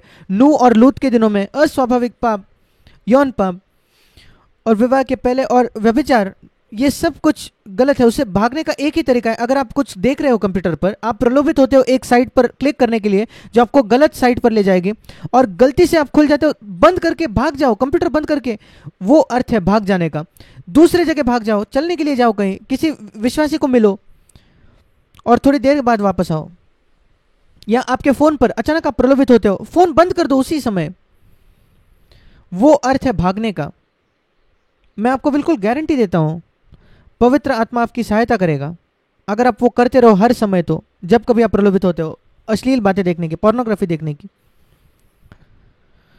हाँ, हम उस पर जय पा सकते हैं। जरूर हम जय पा सकते हैं, जयवंत हो सकते हैं। मैं जानता हूं लोग जो उसके गुलाम थे, जिन्होंने उस पर जय पाया। कभी यह मत सोचा कि आप, यद्यपि आप कई सालों तक उसके गुलाम रहो, मैं यीशु मसीह के नाम से बताना चाहता हूं, वो बंधुआ लोगों को छुड़ाने के लिए आया है और वो आपको मुक्त करने के लिए, आजाद करने के लिए आया है। इन अंतिम दिनों के समयों को परखो, चिन्हों को परखो, और उसमें आप भी न खो जाओ। सारे व्यभिचार से भागो, दूसरा कोई तरीका ही नहीं है। 18वां वचन। और मैं एक और वचन आपको दिखाना चाहता हूं अंतिम दिनों के विषय में। दूसरा तीमुथियुस और उसका 4वां अध्याय, उसका 3रा अध्याय, माफ करना, दूसरा तीमुथियुस उसका 3रा अध्याय। यहां अंतिम दिनों के विषय में लिखा है पहले वचन में। यहां लिखा है अंतिम दिनों में कठिन समय आएंगे। और लिविंग बाइबल का जो भावनावोदय है वो बहुत सुंदर है इस वचन के विषय में। कठिन मतलब क्या? छल, सताव नहीं, शायद सताव नहीं होगा, कुछ जगह होगा, पर कुछ जगह सांत्वना भी होगा। लिविंग बाइबल में लिखा है अंतिम दिनों में एक मसीह होना बड़ा कठिन होगा, क्योंकि जितना समझौता होगा कलीसियाओं में, और स्तर और आदर्श मापदंड को बहुत नीचे किया जाएगा प्रचारकों द्वारा, और तलाक बहुत आम बात हो जाती है, व्यभिचार बहुत आम बात हो जाती है, अनैतिकता बहुत आम हो जाती है, समलैंगिकता बहुत आम हो जाते हैं, समलैंगिक विवाह जो है आम हो जाते हैं, कलीसिया भी उसको स्वीकार करने लगते हैं। और आप सोचो कि प्रभु मैं कहाँ मुड़ूं, मैं कहाँ एक ऐसी संगति पाऊंगा जो परमेश्वर के वचन के लिए खड़ी होती है, जो आप सचमुच आशीषित हो मेरे भाई और बहनों। अगर आपके पास एक ऐसी संगति आपके जगह जो सत्य के लिए खड़े होती है, परमेश्वर के वचन के सत्य के लिए, उसी वही हमने अलग अलग जगह स्थापना करने की कोशिश की। ऐसे कलीसिया जो परमेश्वर के वचन के लिए सच है, ईश्वरीय लोग जो अगुए हैं, नम्र व्यक्ति है। हमारे सीएफसी कलीसियाओं में कोई भी एल्डर, कोई भी अगुआ जो है, हमारे पास पास्टर्स नहीं है, हम उनको एल्डर्स बुलाते हैं, अगुए बुलाते हैं, कलीसिया के अगुए। किसी को भी पेमेंट नहीं मिलती हमारी कलीसियाओं में। हर एक व्यक्ति खुद काम करता है, जैसे प्रेरित पौलुस काम करता था। मैं खुद भी, मैंने कोई एक पैसा नहीं लिया है अपने कलीसिया से। इन 45 वर्षों में जब हमारी ये कलीसिया है बेंगलोर में, हम अपने आप को आधार देते हैं किसी ना किसी काम पर। हम बहुत आसानी से सर्वसाधारण जीते हैं। जरूरी बात है इससे मुक्त होना, क्योंकि मैं आपको दिखाना चाहता हूं दूसरा तीमुथियुस 3रा अध्याय क्यों कठिन होगा मसीह होना अंतिम दिनों में। क्योंकि यहां 4 प्रकार के प्रेमियों के विषय में कहा है, ध्यान से सुनिए। स्वार्थी, खुद के प्रेमी, दूसरा वचन। स्वार्थी मतलब खुद के प्रेमी, पैसे के प्रेमी, दूसरा वचन। सुख विलास के प्रेमी, चौथा वचन। परमेश्वर के प्रेमी, चौथा वचन। परमेश्वर के प्रेमी हमें होना है, हमें वो बनना है। पर उसके विरोधाभास में तीन दूसरे प्रेमी हैं, तीन दूसरे प्रेम जो हमारे जीवन में आ सकते हैं। अगर आप इसमें से किसी भी एक प्रेम को अपने जीवन में आने दो तो बहुत कठिन हो जाएगा मसीह बनना। इसलिए मैं अपने शब्दों में बताना चाहता हूं, अंतिम दिनों में एक मसीह होना बहुत कठिन होगा, क्योंकि ये दूसरे तीन प्रेम आपके जीवन में आएंगे जो परमेश्वर के प्रेम के खिलाफ है, विरोध में है। मैं शुरुआत करना चाहता हूं दूसरे वचन से, पैसे का प्रेम। यीशु मसीह ने कहा लूका 16 अध्याय उसके 14वें वचन में, इसको आप लिख के रख सकते हो, अगर आप परमेश्वर से प्रेम करते हो तो आप पैसे से प्रेम नहीं कर सकते। अगर आप पैसे से प्रेम करोगे तो परमेश्वर से नहीं प्रेम कर सकते। अगर आप परमेश्वर की सेवा करना चाहते हो तो पैसे का सेवा नहीं कर सकते। पैसे का इस्तेमाल कर सकते हो, आपके पास पैसा हो सकता है, आप लखपति करोड़पति हो सकते हो और परमेश्वर की सेवा कर सकते हो। पर अगर आपके पास बस $100 भी होंगे बैंक अकाउंट में और अगर आप उससे प्रेम कर सकते हो तो आप परमेश्वर की सेवा नहीं कर सकते। आपके पास कितना पैसा है वो जरूरी नहीं। लोग सतर्क होते हैं पैसे से और उसको बचत करके, और वो बहुत पैसा कमाते हैं और वो उसको सेविंग्स रखते हैं भविष्य के लिए। उसमें कुछ गलत नहीं है, भविष्य के लिए सेविंग्स रखना, बचा कर रखना। बाइबल नीति वचन 6 अध्याय में कहती है चींटी के पास जाकर देखो कैसे चींटी अपने भविष्य के लिए बचा कर रखती है, जोड़ कर रखती है विंटर सीजन के लिए। और वो कहता है कि जो लेजी है उनको कि बचत खाता रखो। यीशु मसीह के पास बचत खाता था, यहूदा इस्करियोती, पर वो खुद एक छल करने वाला था। पर जब यीशु को पैसा मिलता था वो एक दिन में खर्च नहीं करता था, लोग यीशु को दान देते थे और वो यहूदा के बैग में रखता था। यहूदा की बैग जो थी वो बचत खाता था और उसमें कुछ गलत नहीं है। यीशु ने कहा उसको बचो, शायद हमें अगले हफ्ते उसकी आवश्यकता पड़ेगी, अगले महीने में, इसलिए बचत करने में कुछ गलत नहीं है भविष्य के लिए। दूसरे कुरिन्थ उसके 12वें अध्याय, दूसरा कुरिन्थ 12:14 कहता है, उसका 14वां वचन, माता पिता को अपने बच्चों के लिए बचत करके रखनी है भविष्य के लिए। अपने बच्चों को ऐसे ही न छोड़े, उनकी पढ़ाई लिखाई करो, उनकी देखभाल करो, उनके भविष्य के लिए कुछ राशि बचा कर रखो। जब बारिश के दिन आएंगे, जैसे एक कहावत है, बारिश के दिनों के लिए आप तैयार रहना है, जैसे चींटी तैयार रहती है भविष्य के लिए। पैसा बचत करने में गलत नहीं है, पैसा रखने में गलत नहीं है, पैसे से प्रेम करना गलत है। प्रेम करना अपने मन में होता है। और आप जानते हो आप पैसे के विषय में प्रेम करते हो क्या नहीं। अगर आप ज्यादा समय पैसे के विषय में सोचता हो, ज्यादातर समय क्या सोचते हो, क्या ज्यादा पैसा कमाने के विषय में आपको आनंद मिलता है जब आप आपके बैंक अकाउंट को देखते हो, अरे मुझे इतना मिल गया है। सतर्क रहिए भाई, शायद आप पैसे से प्रेम करने लगे हो। सिर्फ अमीर लोग नहीं है जो पैसे से प्रेम करते हैं। लोग सोचते हैं नहीं वो धनी है इसलिए वो प्रेम करता है। मैंने कभी एक व्यक्ति जिसके पास, बेघर व्यक्ति को नहीं देखा जो पैसे से प्रेम करता है। हमारे पास कई भिखारियां हैं भारत में, भिखारी सब पैसे से प्रेम करते हैं। क्या आप गरीब व्यक्ति से मिले हो जो पैसे से प्रेम नहीं करता? एक भिखारी, वो पैसा चाहते हैं। पैसे का प्रेम ऐसा नहीं है जो धनी या गरीबों के साथ होता है, वो आदम की जाति में पाया जाता है। हर आदम का संतान पैसे से प्रेम करता है। और अगर आप परमेश्वर से प्रेम करना चाहते हो तो आपको इससे छूटना पड़ेगा। आपके पास पैसा हो सकता है, पर कहो प्रभु पैसा मेरा सेवक होने वाला है, पैसा मेरे पैरों तले होगा, मेरे सिर पर नहीं। इस पृथ्वी पर सोना है, क्या आप जानते हो स्वर्ग में भी सोना है। हम प्रकाशित वाक्य उत्पत्ति उसके 2 अध्याय में पढ़ता है, अदन का सोना चोखा था, अच्छा था। इस पृथ्वी का सोना तो तकलीफ देता है लोगों को। स्वर्ग में सोना है, पर क्या आप जानते हो वो कहाँ है? वो सड़कों पर है, वो उस पर चलते हैं। सोना इस पृथ्वी पर है। क्या आपको याद है पृथ्वी का सोना कहाँ रखते हैं? अपने सिर पर, एक मुकुट में या अपने गले में डालते हैं।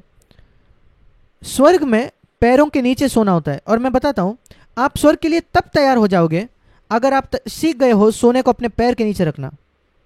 वैसा ही स्वर्ग में होगा। क्योंकि क्या आपने सीखे हो पैसे को अपने पैरों तले रखना? उसको बाहर फेंको मत, उसको अपना सेवक बना दो, अपना स्वामी नहीं। पैसा एक बहुत अच्छा सेवक है, बहुत बहुत उपयोगी सेवक, पर एक बहुत बदतर स्वामी है। इसलिए बहुत सतर्क रहिए, बुद्धिमानी रहे पैसे के इस्तेमाल में, उससे प्रेम ना करें। अंतिम दिनों में बहुत कठिन होगा मसीह होना, क्योंकि लोग पैसे के प्रेमी हो जाएंगे। दूसरी बात, सुख विलास के प्रेमी। हम 4 वचन में पढ़ते हैं, 2 तिमोथी 3:4। जो सुख, गलत पाप में सुख विलास ढूंढ रहे ना, आमतौर पर रिलैक्स होना, आराम करना वो अच्छी बात है। कोई प्रकार से हम रिलैक्स होते हैं, आराम करते हैं, क्योंकि हम एक टेंशन के जगत में जीते हैं। लोगों को बहुत काम करना पड़ता है, 8-9 घंटे, और यहाँ वहाँ हर दिन ट्रैवल करना पड़ता है, सफ़र करना पड़ता है। पुराने दिनों में जब काम पर जाना होता था, उनको शायद 1 या 2 घंटा आगे पीछे लगता था, बहुत समय उसमें जाता है। और इसलिए कुछ आराम करने का, रिलैक्सेशन करना अच्छा है जो साफ सुथरा है और अच्छा है। मैं ये नहीं कहना चाहता कि वो क्या है, शायद बाहर जाना या बच्चों के साथ खेलना, अलग अलग तरीके से आप आराम कर सकते हो, रिलैक्स हो सकते हो, ये अच्छी बात है, उसमें सुख है जो अच्छा है। उदाहरण तौर पर अच्छा खाना खाना, भोजन करना। पर जब वो एक प्रेम हो जाता है, सुख विलास का प्रेम, जो पाप में सुख विलास है, फिर वो आपकी लालसाओं को उत्तेजित कर रहा है। या जब आप एक पेटू हो जाते हो, खाते रहते हो, आपको खाना है खाना है खाना है खाना है खाना है खाना है, और आप खाने के लिए जी रहे हो, जहां आप खाने के लिए जीते हो और जीने के लिए खाते नहीं, फिर आप सुख के प्रेमी हो गए हो, सुख विलास के। उससे दूर भागिए और उससे घृणा कीजिए और कहिए, प्रभु मैं इस पर जय पाना चाहता हूँ, मैं वही खाना चाहता हूँ जो जरूरी है मेरे लिए, मैं एक अनुशासित होना चाहता हूँ मेरे खाने में, मैं शरीर को नाश नहीं करना चाहता जो तूने मुझे दी है। उसी तरीके से आप आपका समय का कैसे इस्तेमाल करते हो। कई अच्छे समय रिलैक्सेशन की कोशिश तरीके हैं, एक वेकेशन लेना, कहीं छुट्टी पर जाना, पर निश्चित हो जाए कि वो पाप नहीं हो रहा, आपका सुख विलास का प्रेम और आसान जीवन का वो परमेश्वर से दूर ना ले जाता है। कुछ लोग पैसा और सुख विलास से इतना प्रेम करते हैं कि उनको बाइबल पढ़ने का समय नहीं है।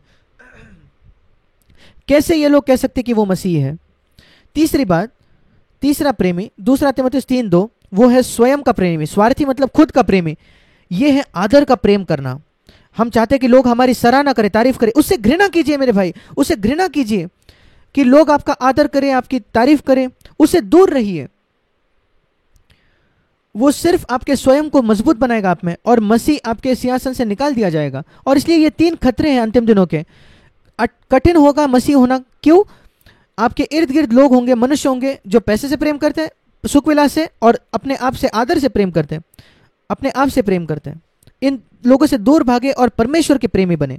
क्योंकि दूसरा तीमुथियुस 3:5, वे ऐसे लोग होंगे जो मसीह होंगे, जिनके पास भक्ति का भेष है। क्या आप जानते हो भक्ति का भेष क्या है? सही डॉक्ट्रिन, सही सिद्धांत, सही शब्द। बाहरी तौर पर सब कुछ सही, पर अंदरूनी तौर पर उनके पास सामर्थ नहीं है शुद्धता में जीने के लिए। परमेश्वर की सामर्थ चले जाती है। दूसरा तीमुथियुस 3:5। और हम पढ़ते हैं बड़े बड़े प्रचारकों के विषय में जो पाप में गिर जाते हैं, और बाद में हम पाते हैं कि वो उन्होंने पाप किया है। ये ऐसा नहीं है जो अचानक होता है, ये परिणाम है बार बार अपने ही तारीफ में, लोगों के आदर में बहुत खुश होना, उससे घृणा करने के बजाय, ये कहने के बजाय, प्रभु मैं आदर नहीं चाहता लोगों का, मैं तेरे सामने जीता हूं। ये हमें बहुत सतर्क होना है। परमेश्वर के प्रेमी बनो। एक व्यक्ति जो कहता है, प्रभु मैं पूरे हृदय से तेरे प्रेम करना चाहता हूं, मैं अपने हृदय में कुछ नहीं चाहता, तेरे अलावा किसी और को जगह नहीं देना चाहता, ये वो बातें हैं जो हमें सुरक्षित रखेंगी। और मैं अंत में फिर एक बार मत्ती 24 में आऊंगा, अंत करने से पहले। मत्ती उसका 24 अध्याय, जहां यीशु मसीह ने कहा, 12 और 13 वचन, मत्ती 24:12-13। क्योंकि अधर्म बढ़ जाएगा, क्योंकि पाप में इतना अधर्म होगा अंतिम दिनों में। वो अंतिम दिनों के विषय में कह रहा है। अधर्म, पाप, पैसे के क्षेत्र में, सुख विलास के क्षेत्र में लोग आदर खोजते हैं, सारे प्रकार के पाप। क्योंकि इतना पाप होगा अंतिम दिनों में, कई लोगों का प्रेम, परमेश्वर के लिए प्रेम, प्रभु के लिए प्रेम ठंडा पड़ जाएगा। वो बाकी सारे चीजों के लिए उनके पास समय होगा, बाइबल छोड़ने के लिए, बाइबल पढ़कर, वो छोड़कर सारे चीजों के लिए समय। उनके पास समय होगा मूवीज देखने के लिए, पिक्चर देखने के लिए, बाइबल के लिए कोई समय नहीं। उनके पास समय होगा इंटरनेट पर जाने के लिए, सारी जानकारी इंटरनेट पर हासिल करने के लिए, पर बाइबल के लिए समय नहीं होगा। जैसे मैंने कहा, अगर आप अपने भाषा में पढ़ सकते हो, आपके पास बाइबल आपकी भाषा में है, और आप उसका पढ़ाई नहीं करते, तो आप लायक हो कि आप धोखा खाओ। मेरे प्रिय भाइयों, बहुत बहुत जरूरी, बाइबल को पढ़िए, उस पर मनन कीजिए। सिर्फ पढ़ना नहीं, उसके विषय में सोचिए आपने क्या पढ़ा है। और एक बार दिन भर में आप मनन कर सकते हो आपने क्या सुबह पढ़ा। उनका प्रेम ठंडा पड़ जाएगा, प्रभु यीशु के लिए प्रेम ठंडा पड़ जाएगा, एक दूसरे के लिए प्रेम ठंडा पड़ेगा। बहुत सतर्क रहिए भाइयों, बहुत सतर्क रहिए कि आपके पत्नी के लिए आपका प्रेम या आपके पति के लिए प्रेम वो ठंडा ना पड़ जाए। वही तरीके से अधर्म आता है, अनैतिकता आती है। आप सतर्क रहिए, आपके भाई बहनों के लिए जो आपका प्रेम है वो ठंडा ना पड़ जाए। उस जगह जाओ जहाँ आप आपके शत्रुओं से भी प्रेम कर सको, जहाँ आप उनको आशीष दो जो आपको सताते हैं। मैं अपने जीवन को उससे नापता हूँ, क्योंकि मैं परमेश्वर का सेवक हूँ। शैतान ने मुझ पर सालों से हमला किया है, 40-50 वर्षों के लिए उसने मुझे हमला किया है, और हमेशा मनुष्यों के द्वारा। पर मैंने निर्णय किया है कि मैं हर एक से प्रेम करूंगा। जो मेरे खिलाफ बुरा कहते हैं, जिन्होंने झूठी कहानियां फैलाई है, मैं उनसे प्रेम करने वाला हूं, और मैंने उनसे प्रेम किया है। मैं किसी से घृणा नहीं करूंगा इस संसार में। मैं कहता हूं प्रभु परमेश्वर प्रेम है, और अगर मैं उसके पवित्र आत्मा से भरा हूं, परमेश्वर की आत्मा में प्रेम की आत्मा से भरा हूं, अगर एक भी व्यक्ति है संसार में जिससे मैं प्रेम नहीं कर सकता, फिर मेरे में कुछ गलत है, उससे नहीं। मैं शायद उससे सहमत नहीं होता, मैं वो जो करता है उससे सहमत नहीं हूं, मैं उससे अलग राय रखता हूं, कोई बात नहीं, वो झूठा भविष्यवक्ता है, कोई बात नहीं, दुष्ट हो व्यक्ति हो, पर मेरे मन में घृणा नहीं होगी। मैं यीशु मसीह की आज्ञा मानूंगा जो कहता है अपने शत्रुओं से बैर रखो और उनको आशीष दो जो आपको श्राप देते हैं। मैं अच्छी बात करूंगा उनके विषय में जो मेरे विषय में बुरा कहते हैं। मैं बुरा बात नहीं कहूंगा किसी के विषय में, उनको कुछ भी क्यों ना करने दे। मैं यीशु मसीह का अनुयायी हूं, शिष्य हूं, वो रवैया अपनाइए। कई लोगों का प्रेम ठंडा पड़ जाएगा अंतिम दिनों में। समयों के चिन्हों को पहचाने, ये वो दिन है जिनमें आप जी रहे हैं। ऐसे मसीह जो ठंडे पड़ जाते हैं, अगर आप उनसे सहमत नहीं होंगे तो आप वो उससे प्रेम नहीं करेंगे। अगर आप उनके कलीसिया में नहीं जाओगे, वो आपसे प्रेम नहीं करेंगे। मैं वैसा नहीं होना चाहता। मेरे अपने कन्विक्शंस है, मैं अपने विश्वास है, बहुत मजबूत विश्वास। मैं इसकी वजह से कलीसिया छोड़कर बाहर आया हूँ, क्योंकि मैंने पाया वो गलत डॉक्ट्रिन का प्रचार कर रहे थे। मुझे याद है एक प्रचार ने मुझे कहा, जब मैंने कहा कि मैंने इस कलीसिया को छोड़ा, फिर इस कलीसिया को छोड़ा, और मैंने दूसरे कलीसिया में गया, वो कहे भाई जैक आप इतने अस्थिर हो, हमेशा एक कलीसिया छोड़कर किसी और कलीसिया में जाते हो। मैंने कहा भाई मैं जीवन भर अस्थिर रहा हूं। मैंने अपनी बालवाड़ी को छोड़कर पहली कक्षा में गया, फिर पहली कक्षा छोड़कर दूसरी कक्षा में गया, फिर तीसरी कक्षा। मैं जीवन भर अस्थिर रहा हूं, हमेशा मैंने बढ़ोतरी की, उन्नति की है। मैं कभी उसी कक्षा में नहीं रहा जीवन भर। जब कभी मैंने कुछ गलत पाया कलीसिया में, मैं उससे बाहर आ जाता था और बेहतर कलीसिया ढूंढता था, और इस वजह से मैं आज यहाँ हूं। मैं बहुत खुश हूं जिस संगति में मैं हूं आज उससे। आपका प्रेम, लोगों का प्रेम ठंडा पड़ जाएगा। सतर्क रहिए, उनको भी प्रेम कीजिए जो आपसे अलग राय रखते हैं। पर 13 वचन, जो अंत तक धीरज धरे रहेगा, प्रेम में धीरज धरे रहेगा, उसका उद्धार होगा। क्या आप जानते हो कैसे उद्धार पाना है?